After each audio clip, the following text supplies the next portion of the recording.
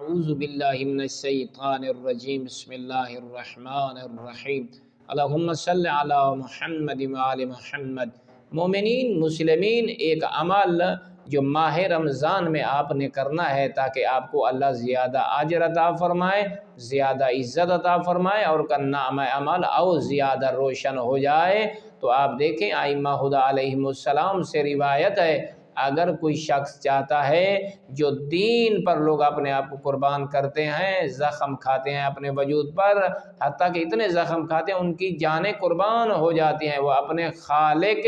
لم یزل کی بارگاہ میں ملاقات کے لیے چلے جاتے ہیں، تو ماہ رمضان کو پانے والا شخص اس شخص کے برابر اپنے مقام کو پا سکتا ہے اگر وہ ہر سحری اور افطاری اور ان اوقات کے جو درمیان کا ٹائم ہے اس میں سورہ انا انزلنا کی تلاوت کرے، تو وہ ایسے شمار ہوگا جس نے زخم کھائے اپنے جسم پر اور اپنی جان کو قربان کر دیا ہو دین پر۔ والحمدللہ رب العالمین۔